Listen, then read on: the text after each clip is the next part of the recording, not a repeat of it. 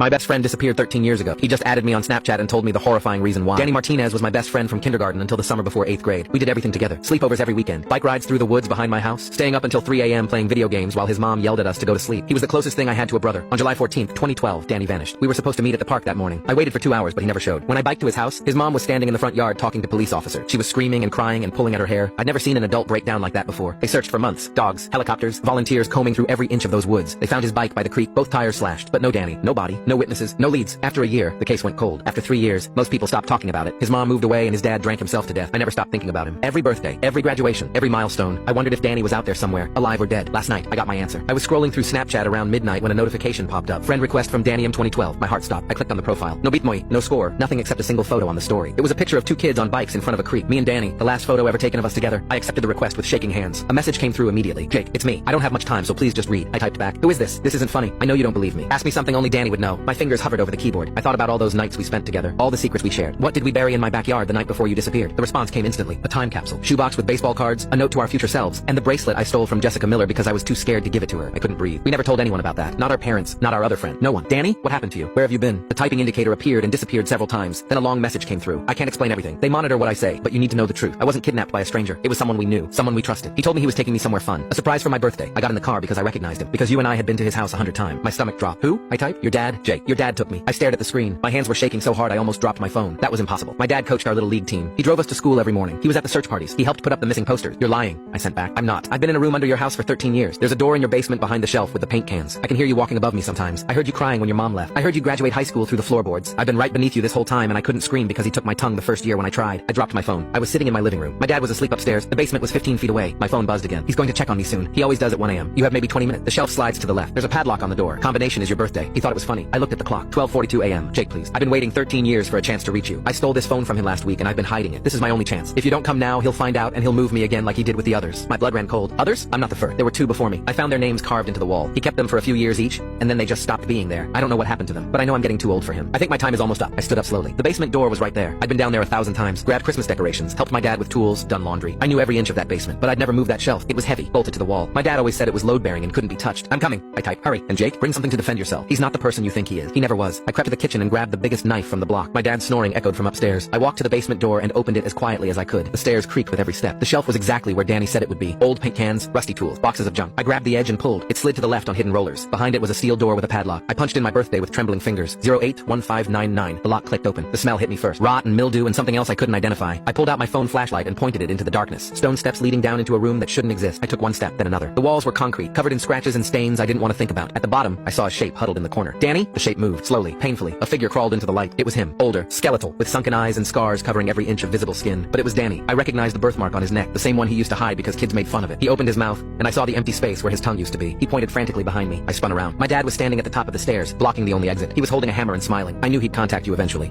he said calmly. I just didn't think he'd be smart enough to find a phone. He started walking down the steps. I'm disappointed in you. Jake, I really am. I was hoping you'd never have to find out. Dad, what is this? What did you do? He stopped a few feet away. His smile didn't waver. What I had to do. What I've always done. You wouldn't understand. Danny was tugging at my leg, trying to pull me towards something. I looked down and saw him pointing at a crack in the wall, a hole just big enough to squeeze through. Don't even think about it, my dad said. There's nowhere to go. That tunnel leads to the wood, but I'll catch you before you make it 10 feet. I always do. My phone buzzed in my pocket. I glanced at it without thinking. A final message from Danny's account. I sent everything to the police before I messaged you. Screenshot of his confession, location of the house, all of it. They're on their way. You just have to survive until they get here. My dad saw me look at my phone. His smile finally disappeared. What did you do? Siren. Faint, but getting closer. His grip tightened on the hammer. You have no idea what you've just started, he whispered. Then he looked past me, at Danny, and his expression shifted to something I'd never seen before. Pure rage. This is your fault. You just couldn't stay quiet, could you? After everything I did for you. After I chose you. He raised the hammer and stepped toward us. The sirens were getting louder, but they weren't here yet. My dad smiled again. They won't make it in time. Time slowed. I could hear my heartbeat in my ears, pounding so hard it made the edges of my vision blur. The basement air felt thick, like I was breathing through wet cloth. My fingers were cramped around the kitchen knife. I realized I'd never actually stabbed anything in my life, not even a piece of meat that wasn't already cut. My dad took another step down. The hammer gleamed in the light from my phone. Move, Danny was trying to mouth, but without a tongue, the sound came out as a wet, desperate gargle. His nails dug into my ankle. He was stronger than he looked. 13 years in a concrete box hadn't taken that from him. Jake, my dad said, voice low and calm like he was talking me through a math problem. Put the knife down. You're not a killer. You're my son. I thought about birthday parties and Christmas mornings and road trips and little league games. I thought about how many times I'd fallen asleep in the back seat of his car on the way home from practice, trusting him completely. I thought about Danny's missing tongue. The sirens wailed closer, a rising, distorted cry through the thick walls. My dad glanced up toward the ceiling, calculating. I saw it in his eyes. He was doing math too. Distances, angles, how long he had. His gaze snapped back to me. The smile was gone now. His face was flat, empty, like someone had turned off a light behind his eyes. Last chance, he said. Put the knife down and walk upstairs. I'll handle this. How? I heard myself ask. My voice didn't sound like my own. How are you going to handle this? The same way I've always handled it, he said. You think this is the first time someone's come looking? The first time someone knocked at the door? He shook his head, almost pitying. You have no idea the things I've done to protect you, to keep our family safe. Safe? I choked. You kidnapped my best friend. His jaw clenched. For the first time, something like genuine anger flickered across his features. I saved you from him, he snapped. The words were so insane I actually laughed, a short, broken bark that sounded deranged even to my own ears. What are you talking about? He took another step down, lowering the hammer slightly, like we were just two people having a conversation. You don't remember what he was like when you two got older, my dad said. But I do. I saw it. The way he looked at you, the way he touched you, the way he tried to pull you away from me. His eyes sharpened. You think I didn't see him try to get you to run away that summer? You think I didn't find the notes? What notes? I asked, confused. Behind me, Danny made a strangled sound and shook his head violently. My dad's lip curled. Of course he didn't tell you. He shifted his weight on the steps. He wanted you to think he cared about you, but that's what they do. That's how they work. They get close. They get inside your head, and then they take you away. Lightning crawled across my brain, connecting half memories, Danny whispering excitedly on the playground. You ever think about just leaving? Getting out of here? My dad yelling that summer when he caught us sneaking out, even though we'd just been in the backyard. The way he'd forbidden me from sleeping over at Danny's house anymore. The way he'd started picking me up earlier from school, from games, from everything. You're lying, I said, but my voice wasn't as strong. I found a note under your bed. My dad said softly. You remember? You wrote it together. Run away July 20th, woods behind Jake's house. Take bikes and meet at creek. Never come back. He stared at me. He was going to take you from me. That was... My mouth went dry. 13 years washed over me all at once. A tide of forgotten details. We were kids. We were playing. We weren't actually going to... Maybe. My dad said. Maybe that time. Maybe you would have chickened out, but it wouldn't have stopped there. He was already in your head. He talked back to teacher. He stole. He lied. He pulled you into everything. His eyes shone with a feverish conviction. I saw the way he looked at you, like you were his, like I didn't exist, like I wasn't your father. The sirens cut closer. I could make out individual whoops now, the Doppler effect bending their sound against the walls. Tires screeched faintly on pavement above us. My dad's nostrils flared. Listen to me, Jake. I did what fathers do. I protected you. I removed the threat. His voice hardened. I put him where he couldn't reach you anymore. I looked back at Danny. He was staring up at my dad with an expression I didn't recognize. Not just fear, not just hate, something else. Something like recognition, like he'd heard this speech before, 100 times. He shook his head slowly, eyes wide, tears tracking down his grimy cheeks. He pressed his palm flat against his chest, then pointed at me, then at my dad, then made a twisting motion near his temple. Crazy. He's crazy. My dad's gaze flicked to him. You don't get to manipulate him anymore, he said coldly. You had your chance. You almost succeeded. He took another step down. There were only 4 steps between us now, but I stopped you. I sacrificed everything for him. You didn't sacrifice, I whispered. You tortured him. His eyes narrowed. You have no idea what I've sacrificed. His voice dropped to a hoarse whisper. Do you think I wanted this? Do you think I wasn't terrified the first time? You think I didn't throw up every night for weeks? You think it was easy to lie to your mother? To sit next to her while she cried about the missing boy and pretend I hadn't done that? He looked genuinely hurt now, like I was the one betraying him. First time, I said. The hammer in his hand trembled. The sirens cut off abruptly. For a second, the world was eerily silent. No more wail. Just the hum of the basement light, the drip of some unseen leak, the ragged breaths of 3 people who'd run out of places to hide. Then, faintly, I heard car doors slam. Voices. Radio chatter. They're here, I said. My dad exhaled slowly, like he'd been waiting for this moment for a long time. Then we're out of time, he said. He moved. I barely saw it. 1 second he was on the steps, the next he was lunging, hammer arcing down toward my head. Pure instinct took over. I threw myself sideways, feeling the rush of air as the hammer missed my skull by inches and slammed into the concrete beside me with a deafening crack. Pain exploded in my arm, not from the hammer, but from the edge of the stairs as I hit them hard, tumbling down the last few steps and landing flat on my back. The knife skittered across the floor, clattering into the darkness. Jake! My dad roared. I scrambled on the slick concrete, fingers clawing at nothing. The floor was damp with something that smelled like bleach and old blood. Danny was suddenly in front of me, his hands under my shoulders, pulling, dragging, his thin arms shaking with effort. My dad came down the stairs in 3 long strides. Stop! He barked. Don't make me hurt you. Jake, just stop. He swung the hammer down at Danny's back. I don't know where the scream came from. It tore out of my throat raw and animal as I lunged forward, grabbing the hammer handle with both hands mid-swing. The impact jolted up my arms, sending spikes of pain into my shoulders, but I held on. For a second we were locked there, father and son, both of us gripping the hammer between us, our faces inches apart. I love you, he grunted, pushing down with terrifying strength. I'm doing this for us. You don't get to say that. I hissed through clenched teeth. Not anymore. I twisted with everything I had. The hammer slipped from his grip. Momentum carried us both sideways. We slammed into the wall. His shoulder hit first. He grunted, momentarily stunned. Run! I yelled at Danny, but Danny didn't run. He moved past me, faster than I thought possible with his half-starved body. His fingers, red and raw, clawed at the floor until he found the knife I'd dropped. He closed his hand around the handle and turned back toward us. My dad saw the movement. Don't, he said sharply, eyes wide for the first time. Danny! Danny didn't hesitate. He launched himself at my dad with a sound I will hear in my nightmares for the rest of my life. A guttural, wordless roar, all the years of pain and fear and rage compressed into one inhuman noise. The knife flashed. My dad tried to step back, but his foot slipped on the damp concrete. The blade sank into his thigh just above the knee. He screamed, dropping the hammer as his leg buckled. Blood sprayed across the floor. Fuck! He shouted, grabbing for Danny, his fingers tangling in Danny's filthy hair. They crashed to the ground together, a tangle of limbs. My dad's hand closed around Danny's throat. Danny's fingers tightened on the knife. For a second, I just stared, frozen. Then I heard it. Police! Open up! This is the police! The sound came from upstairs, muffled through the floorboards. Fists pounded on the front door. A radio crackled. My dad's eyes snapped toward the ceiling. Son of a bitch! He hissed. He looked back at me. The expression on his face was no longer empty. It was blazing. You brought them here! He snarled. You chose them over me. His hand jerked on Danny's throat. Danny's face turned purple, his eyes bulging. I saw the tendons in my dad's arm tense. He was going to snap his neck or crush his windpipe. He'd done this before. He knew how. I didn't think. I grabbed the hammer. It felt heavier now, like it knew what it was being asked to do. Jake, my dad said, seeing the movement. His voice softened, even as his fingers kept squeezing Danny's throat. Don't. You're not like me. You don't want this on your conscience. He wasn't wrong. I didn't want it. I didn't want any of this. But I wanted Danny to live more. I swung. I didn't aim for his head. Not at first. Some part of me still couldn't process the idea of my father's skull breaking under my hands. I aimed lower, at his injured leg. The hammer connected with a sickening crunch. My dad screamed, his grip on Danny loosening as his body convulsed. His hand flew to his ruined thigh. Danny rolled away, coughing and sucking in ragged breaths. I stood over my father, chest heaving. The hammer raised again. He stared up at me, face twisted in agony, sweat beading his forehead. For the first time, he looked old, small. Not the giant who'd carried me on his shoulders. Not the invincible man who'd seemed to hold the whole world together. Just a broken, bleeding man on a basement floor. He laughed. It was a choked, wet sound, more blood than humor. You think this ends with me?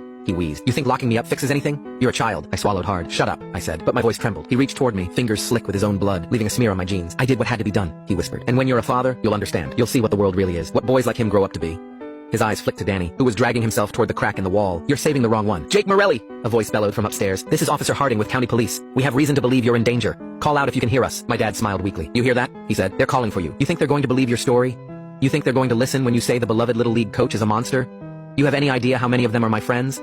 How many barbecues they've been to here? His smile widened, teeth red. You're the one standing over a bleeding man with a hammer, he said softly. You opened the secret door. You came down here. You attacked me. You're hysterical. You're traumatized. You don't remember everything, right? You had a troubled friend. Maybe you snapped. Maybe you kept him here. Stop, I said, my voice cracking. He didn't. Maybe your mom left because of you, he murmured. Maybe she saw something in you she didn't like. Maybe she saw the same sickness in your eyes that I saw in his. Maybe she couldn't stand the way you looked at. I brought the hammer down. This time, I didn't aim for his leg. The crack of metal on bone echoed off the concrete walls like a gunshot. My dad's eyes went wide, then unfocused. For a second, he twitched. A horrible jerk of limbs. Then he went still. Blood seeped across the floor, finding the old stains and making them fresh again. Jake! Officer Harding again, closer now. We're coming in. Wood splintered above us. The front door gave way. Heavy boots thundered across the floor, shaking dust loose from the ceiling of the secret room. I heard the familiar creak of the basement door opening. Police, announce yourself! For a heartbeat, I considered running into the tunnel with Danny, just crawling into the dark and never coming back. Instead, I forced my hand open. The hammer slipped from my fingers and hit the floor with a dull thud. I raised my arms. Down here! I yelled, my voice breaking. We're down here! The next few minutes were a blur of shouted commands, blinding flashlight beams, and the cold bite of handcuffs. Drop the weapon, step away from him. He's my dad, I heard myself say through numb lips. He took my friend. He took Danny.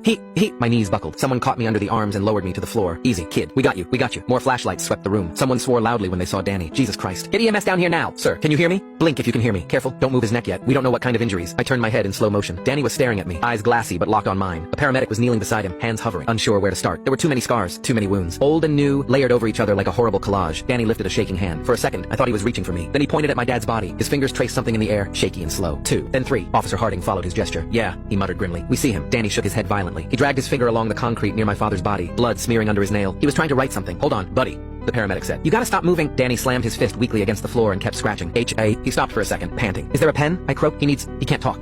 Someone pressed a Sharpie into my hand before I finished the sentence. I crawled the short distance to Danny on my knees, the cuffs biting into my wrists. Here, I said, grabbing his hand and closing his fingers around the pen. Here, use this. He stared at me with such intensity it hurt. Then he began to write. Not on the floor this time, on his own arm. Big, shaky letters, pressing so hard the tip of the marker cut into his skin. H-A-N-D. He paused. His eyes rolled for a second. A paramedic shouted something about blood pressure. I clutched Danny's shoulder. Stay with me, I begged. Please, stay with me. He kept going. L-E-R. Handler. He dropped the pen. What does that mean? Officer Harding asked, frowning. Handler for what? Danny's fingers curled, his nails scraping weakly against his forearm. He dragged them under what he'd written, drawing a crooked line beneath the word, like he was underlining it. Then, with the last of his strength, he tapped his chest twice. Me. His hand fell to the floor. Danny? I whispered. Hey, no. Hey, stay awake, please. You can't. I just got you back. You can't. The paramedic pushed me aside gently. We're losing him, he snapped. Let's go. Let's go. They hoisted Danny onto a stretcher. His head lolled, his eyes fluttered, unfocused. As they carried him up the stone step, his gaze passed over my dad's body without stopping. He didn't look away in fear. He looked away in disgust. Then he was gone, swallowed by the brightness of the stairwell. A hand touched my shoulder. I looked up into Officer Harding's face. He'd coached a different team in Little League. I remembered him from the games. Loud, boisterous, always laughing. Right now his face was gray. Jake, he said quietly, we're going to get you out of these cuffs, okay? You're not under arrest. We just needed to secure the scene. He nodded at another officer, who unlocked the cuffs. The metal fell away from my wrists. Angry red marks circled my skin. I hit him, I said dully. I killed my dad. Harding's jaw tightened. We'll sort all that out later, he said. Right now, I need you to tell me everything that happened, from the moment he showed up downstairs. Can you do that? I opened my mouth, and the world tilted. The next thing I remember clearly is fluorescent lights and the smell of antiseptic. I was in a hospital bed. An IV line trailed from my arm. My clothes were gone, replaced by a thin gown. My knuckles were scraped raw. My right arm, the one that had hit the stairs, was wrapped in an elastic bandage. My throat felt like I'd been screaming for hours. I wasn't alone. Officer Harding sat in a chair in the corner, a styrofoam cup of coffee cooling in his hands. His tie was loosened. His eyes were red. He looked like he hadn't slept in years. He perked up when he saw me stir. Hey, he said gently. Welcome back.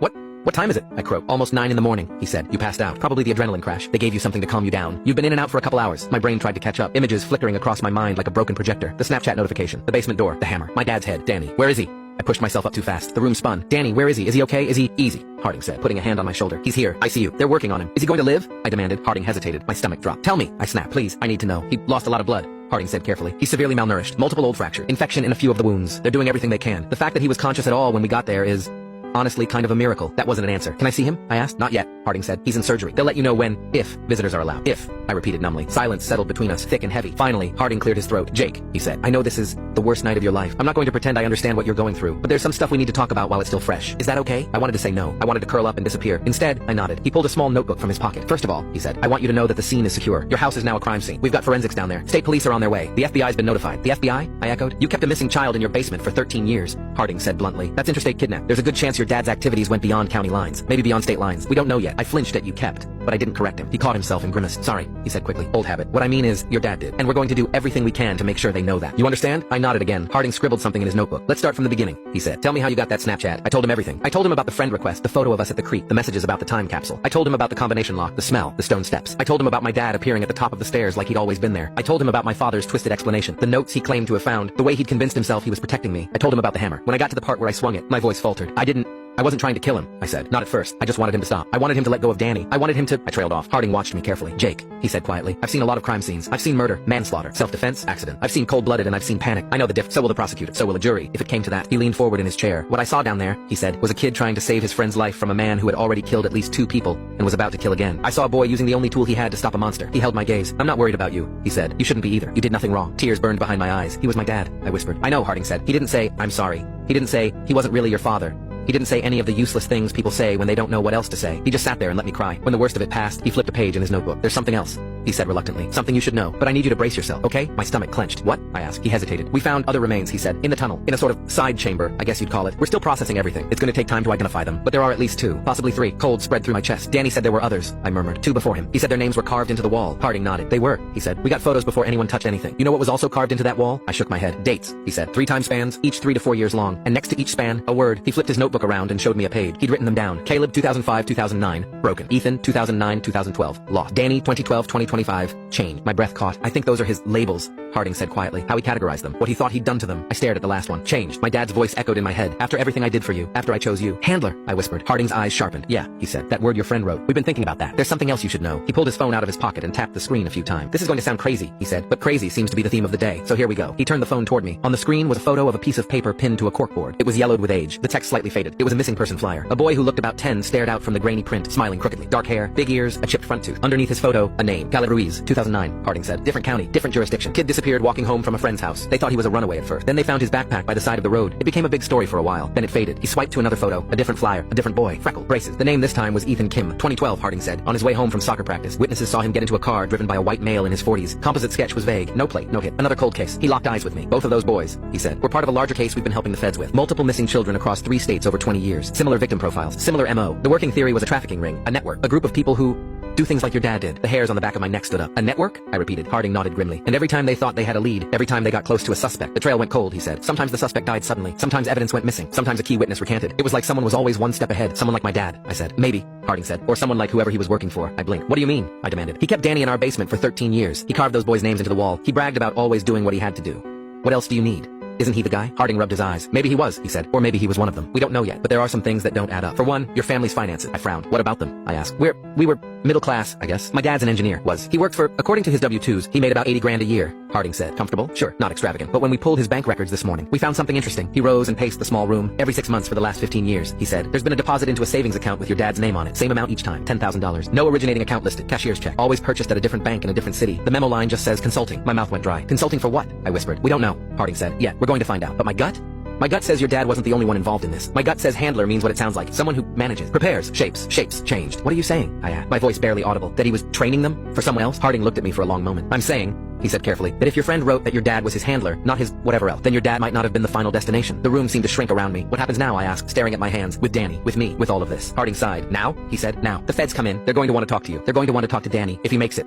He held up a hand when I flinched. I'm not saying that to be cruel. I'm saying it because we need him. We need what he knows. There might be other kids out there. Kids your dad prepared who didn't end up dead. He sank back into the chair. As for you, he said, you're a victim. Full stop. But you're also a witness and the son of the perpetrator. That's a lot. They're going to want you in protective custody, at least for a while. Protected from who? I asked bitterly. He's dead. Harding's eyes drifted to the word on his phone. Handler. Yeah, he said softly. He is. He didn't have to say the rest. There might be others. They moved me that afternoon. 2 U.S. Marshals came to the hospital room and introduced themselves with serious, practiced voices. They explained what protective custody meant. Safe houses, new routines, a burner phone, limited contact with the outside world, just until things settle down. One of them, a woman named Alvarez, said, we don't know how far this goes yet. We'd rather be overcautious than sorry. I signed papers I barely read. Before they took me away, I begged to see Danny. No promises, Alvarez said. ICU is strict, but I'll see what I can do. Somehow, she did it. 10 minutes later, I was standing outside a glass-walled room, my heart lodged in my throat. Danny lay in the bed, dwarfed by machines. Tubes snaked from his arms, his nose, his chest. Bandages wrapped most of his body. His hair had been shaved in places to access injuries. Under the harsh lights, his skin looked almost translucent. person. He looked small, smaller than he'd ever looked when we were kids, smaller than he'd looked huddled in that basement corner. A nurse adjusted a drip and gave me a sad smile. "You can go in," she said, "but you can't touch anything, and you only have a few minutes." My legs felt like they belonged to someone else as I walked into the room. The beeping of the heart monitor was a steady, fragile rhythm. Suddenly, I was terrified that if I spoke, if I said the wrong thing, it would falter. "Hey," I whispered, standing next to the bed. "It's me, Jake." His eyes were closed. I wasn't sure if he could hear me. The nurse had said he was sedated. They had to keep him under while they cleaned and stitched and set and treated. I took a shaky breath. "I'm so sorry," I said. "I'm sorry I didn't find you sooner. I'm sorry I didn't move that damn shelf. I'm sorry I chose to believe he was a good person instead of seeing what was right under my feet. I'm sorry for every birthday I celebrated while you, a hot tear splashed onto the sheet. I wiped it away quickly, like I was afraid it would burn him. "I don't know what happens next," I admitted. "The cops are talking about networks and handlers and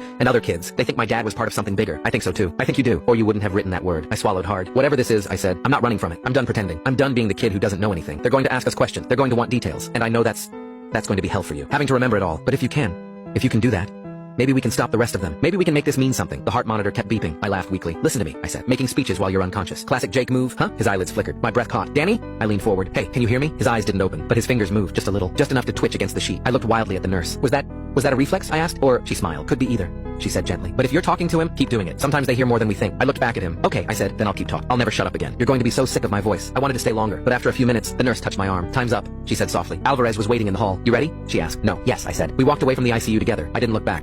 The safe house was an anonymous townhouse in a row of identical anonymous townhouses on the edge of a city I didn't recognize. "We move often," Alvarez explained as we carried my small duffel bag inside. "Keeps things unpredictable. You'll have a room upstairs. I'll be around most of the time. Or one of my colleagues will." "Do people know who I am?" I asked. "Like the neighbors?" She shook her head. "As far as they're concerned, you're my cousin's kid," she said. "Here for a little while because of family stuff." "Family stuff," I repeated faintly. "That part's not a lie," she said quietly. "The first night there, I didn't sleep. Every time I closed my eyes, I saw the basement. Sometimes I was Danny, watching the door open, hoping it was me and seeing my father instead. Sometimes I was my dad, standing at the top of the stairs, watching myself walk into the dark like a lamb to the slaughter. Sometimes I was nowhere, a disembodied presence hovering above it all, unable to scream loud enough to wake the boy playing video games upstairs. Around 3 in the morning, my burner phone buzzed. I hadn't given the number to anyone yet. Only Alvarez and Harding had it. "For emergencies," they'd said. For a second, my heart stopped. Then I saw the name on the screen. "Private number." My stomach twisted. I answered. "Hello?" My voice was a rasp. Static hissed in my ear. "Jake?" A woman's voice said. My throat closed. "Mom?" I whispered. There was a pause, then a shaky laugh. "Oh my God," she said. "Oh my God. Jake, are you okay? Are you safe? They said you were in some kind of witness protection thing. I don't even know. They wouldn't tell me anything." And then the news, she broke off, sobbing. I sank onto the edge of the bed. "Yeah," I said. I'm safe." I didn't know what that word meant anymore, but I said it anyway. "How did you—" I began. "The police called," she said, sniffing. They said your father was dead, that there had been an incident. They asked me questions about him, about his habits, and then they told me what they'd found. Under the house." Her voice cracked. "Jake, I lived there for years. I slept above that room. I cooked dinner in that kitchen. I did laundry in that basement. And I never knew. How did I not know? Because he didn't want you to, I thought. Because he knew exactly which buttons to push. Because he turned your pain into his shield. Because he did the same thing to me. It wasn't your fault," I said. She inhaled sharply. "They showed me something," she whispered. "The detective. They asked for my permission first. They said it might jog my memory. It might make something click. I shouldn't have looked. I knew I shouldn't have, but I did." "What did they show you?" I asked, even though I already knew. "The room," she said. That place. The scratches on the walls. The drawings." Her voice dropped. "The box." I frowned. "What box?" She took a shuddering breath. "There was a metal lockbox on a shelf," she said. "They said it was hidden behind some boards. They asked if I recognized it. I didn't. But when they opened it," she broke off, strangled. "Mom," I said, fear creeping up my spine. "What was in the box?" "Notes," she whispered. "Dozens of them. Maybe 100. Little scraps of paper. Some old and yellow, some newer. All of them. Plans." She swallowed. "Your plans." My mouth went dry. "What?" I croaked. "Your handwriting," she said. "From when you were a kid. Running away to the creek. Running away to the city. Running away to live in a treehouse. Running away and taking Danny with you. Running away and never coming back." My heart hammered against my ribs. I started. "We were just playing. We never—" "I know," she said quickly. "I know that. Kids write things. They daydream. They vent. That's normal. But he kept them. Jake, he saved every single one he found. He wrote dates on them. He wrote responses that he never sent. You're better than this. You're not going anywhere. I'll keep you safe."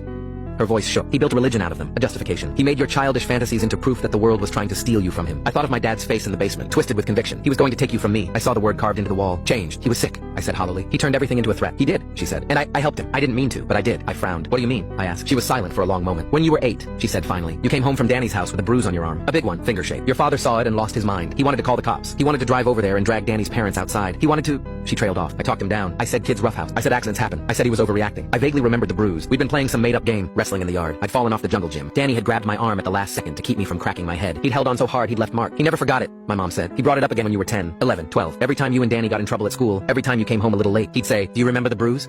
Like it meant something, like it was proof. She exhaled raggedly. "I thought he was just being dramatic," she said, "being overprotective. I didn't know he was building a case in his head. I didn't know he was taking notes." We fell into a heavy silence. Finally, she spoke again. "I'm so sorry I left you," she whispered. "I thought I was doing the right thing. I thought if I left, the tension in the house would go down, that he'd calm down, that he'd stop hovering. I thought he was just a controlling husband. I didn't know he was—" Her voice broke. "I should have taken you with me. I should have fought harder." I closed my eyes. "You didn't know," I said. "None of us did." "I should have," she insisted. "There were signs, little things. The way he locked the basement door when he was working. The way he would freak out if I moved anything in the garage. The way he'd get weird if we talked about you going away to college." She laughed bitterly. "I thought he was just scared of being an empty nester," she said. I thought it was sweet. "Can you believe that?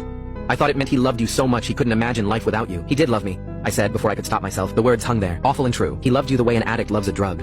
my mom said softly. He loved you the way a prison guard loves his favorite inmate. He loved you as proof that he was good. He loved you as a reflection of himself. That's not love that lets you grow. That's love that keeps you in a basement. My chest hurt. I don't know what to do with any of this, I admitted. Everyone keeps telling me he was a monster, and he was, but he was also my dad. I don't know how to merge those two people in my head. I keep remembering the time he drove 3 hours to bring me my cleats because I forgot them. And then I remember him saying, they won't make it in time, while holding a hammer over my best friend. You don't have to merge them, she said. You don't have to forgive him. You don't have to hate him. You just have to live. You just have to keep putting one foot in front of the other. Therapy will help. Time will help, she sniffed. And maybe helping those other kids will help too, she added. The detective said they found things, file, photos, names. He said you and Danny might be the key to unraveling all of it. I thought of the word on Danny's arm, handler. What if they come after me? I asked quietly. Whoever he was working for. What if they want to tie up loose ends? That's why you're with the marshals, she said firmly. That's why you're not alone. They're not going to let anything happen to you. Jake, not again. There was a knock on my door. Wrap it up, Alvarez called gently. Lights out soon. I have to go, I told my mom. I know, she said. Jake? Yeah? I love you, she said. Not the way he did. Not the twisted way. Just simply as my son. That's it. That's all. Tears spilled over again. I love you too.